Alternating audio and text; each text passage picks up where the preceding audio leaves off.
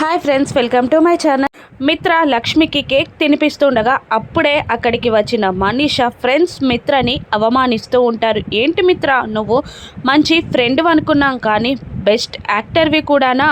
ఒక అమ్మాయి జీవితానికి అన్యాయం చేసి నువ్వు ఇక్కడ బాగా సెలబ్రేట్ చేసుకుంటున్నావు కదా అని అనగానే అందరూ షాక్ అయి అటువైపు చూస్తూ ఉంటారు. పాపం మిత్ర సమాధానం చెప్పలేని స్థితిలో ఉండిపోవడంతో సైలెంట్గా నిలబడిపోతారు. ఇక లక్ష్మి వాళ్ళని మాట్లాడకుండా చేయడానికి, ఓహో వచ్చారా, డిన్నర్ టైం అవుతుంది, భోజనం చేయండి అన్నట్టు టాపిక్ డైవర్ట్ చేయడానికి ట్రై చేస్తూ ఉంటుంది. కానీ వాళ్ళు మాట వినకుండా, మేము ఇక్కడికి వచ్చింది డిన్నర్ కోసం కాదు, ఒక అమ్మాయికి అన్యాయం జరగకుండా చూడ్డానికి అని అనగానే, ఎవరా అమ్మాయి, అన్యాయం ఎవరికి జరిగింది అని మిత్ర ఫ్యామిలీ మెంబర్స్లో ఒకరు అడుగుతారు. మనీషాకి అన్యాయం జరిగింది అని అనేస్తుంది ఒక ఫ్రెండ్.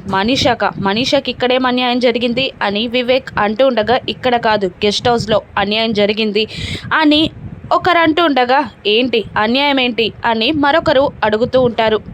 ఓహో, మీకు ఈ విషయం మిత్ర చెప్పలేదా ఏంటి మనీషా, నువ్వు కూడా చెప్పలేదా? అయినా అన్యాయం నీకు జరిగింది కదా, పెయిన్ నీది కదా, నువ్వెలా చెప్తావులే అని అంటూ గెస్ట్ హౌస్లో మిత్ర మనీషా జీవితాన్ని నాశనం చేశాడు అని అనగానే అందరూ షాక్ అవుతారు. ఇక లక్ష్మి కూడా కంగారు పడిపోతూ ఉంటుంది. ఏంటి మిత్ర, వాళ్ళు చెప్పేది నిజమా అని అడుగుతూ ఉంటాడు జయదేవ్ నందన్. మిత్ర సైలెంట్గా ఉండిపోతాడు. ఇక దేవయాని ఓవర్ యాక్టింగ్ చేస్తూ, ఏంటి మనీషా, మిత్ర నీ జీవితాన్ని నాశనం చేశాడా, ఇంత బాధని భరిస్తూ మౌనంగా ఉన్నావా? ఆ మిత్ర, నువ్వు అందుకే పొద్దున్నుండి సైలెంట్గా ఉన్నావా? మిత్ర, ఏంటి మిత్ర ఇది, నిన్ను నమ్మి మనీషా మీ ఇంట్లో ఉంటే ఒక అమ్మాయి జీవితాన్ని నాశనం చేస్తావా? నువ్వు అసలు మనిషివేనా అని దేవయాని మిత్రాన్ని తిడుతూ ఉండగా, లక్ష్మి, అత్తయ్య గారు ఆయన మీ పెద్దబ్బాయి అన్న మాట మర్చిపోకండి అని లక్ష్మి దేవయానిని తిడుతూ ఉంటుంది. అయితే తప్పు చేస్తే వెనకేసుకొస్తామా అని దేవయాని కూడా అంటూ ఉంటుంది. ఇక జయదేవ్ నందన్ మిత్రాని, ఏంటి మిత్ర, వాళ్ళందరూ చెప్పేది నిజమేనా, నువ్వు తప్పు చేశావా అని అడుగుతుండగా సైలెంట్గా ఉండిపోతాడు మిత్ర. ఇక ఏంట్రా అని అంటూ జయదేవ్ నందన్ మిత్రపైకి చెయ్యెత్తబోతుండగా లక్ష్మి జయదేవ్ నందన్కి మిత్రకి అడ్డుగా నిలిచి మిత్ర పైన దెబ్బ తగలకుండా తాను అడ్డుగోడలా నిలిచి 2 చేతులతో జయదేవ్ నందన్ని ఆపేస్తుంది. మామయ్య గారు ఆగండి, ఆయనే తప్పు చేయలేదు అని అనేస్తుంది. మరి వాడు తప్పు చేయనప్పుడు ఎందుకే సైలెంట్గా ఉంటున్నాడు అని అనేస్తాడు జయదేవ్ నందన్. ఒకప్పుడు మాట్లాడకపోవడం కూడా కొన్ని ప్రశ్నలకి సమాధానం అవుతాయి.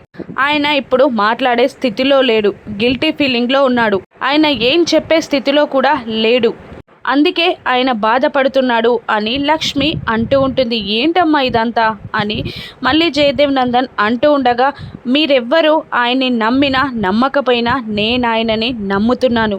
నాకు తాళి కట్టిన వ్యక్తి అతను, నా తాళిని నేను ఖచ్చితంగా నమ్మి తీరుతాను. ఆయన ఎటువంటి తప్పు కూడా చెయ్యలేదు, చెయ్యబోరు కూడా అని అంటుండగా వివేక్ కూడా మిత్రకి సపోర్ట్ చేస్తూ ఉంటాడు. అవును వదిన, అన్నయ్య ఏ తప్పు చెయ్యరు అని అనేస్తాడు. ఇక మిత్ర ఫ్రెండ్స్ మళ్ళీ ఏదో అనబోతూ ఉండగా, ఇక ఆ పెద్దావిడ, ఏంటే పచ్చని కాపురాల్లో నిప్పు పెడుతున్నారా, పదండి అని అంటూ అక్కడి నుండి గెంటేయబోతూ ఉంటుంది. వాళ్ళు ఏదో మాట్లాడడానికి ట్రై చేస్తున్నా కూడా ఆ పెద్దావిడ వినకుండా వాళ్ళని గెంటేస్తుంది. ఇక మిత్ర సమాధానం చెప్పకుండా పైకి వెళ్ళిపోతాడు.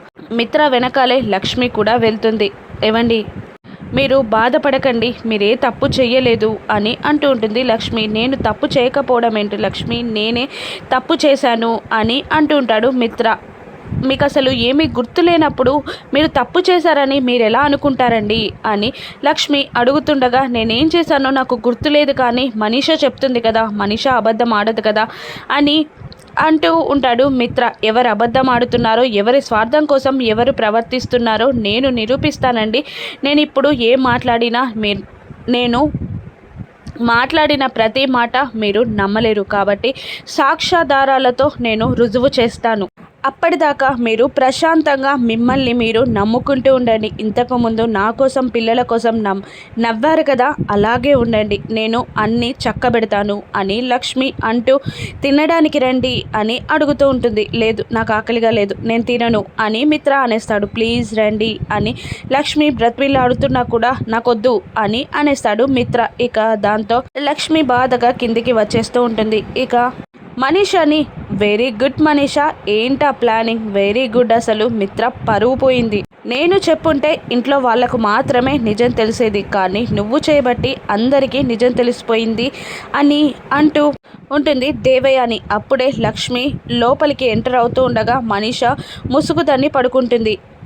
ఏంటమ్మా లక్ష్మి ఇలా వచ్చావు, పాపం మనీషా ఇప్పుడే ఏడ్చి ఏడ్చి పడుకుంది అని దేవయాని అంటూ ఉండగా జాను వివేక్లు మిమ్మల్ని భోజనానికి రమ్మంటున్నారు అని అనేస్తుంది లక్ష్మి. పాపం మనీషాని ఎవరు చూసుకుంటారు అని అడుగుతూ ఉండగా నేను చూసుకుంటాను అత్తయ్య గారు, మీరు వెళ్ళండి అని కాస్త కమాండింగ్గా చెప్పగానే భయపడుకుంటూనే వెళ్తుంది దేవయాని. ఇక మనీషా వైపుకు వెళ్ళి ఇక నాటకాలు చాలు కానీ లే అని అనగానే లేచి కూర్చుంటుంది. దిగు అని అంటుంది లక్ష్మి.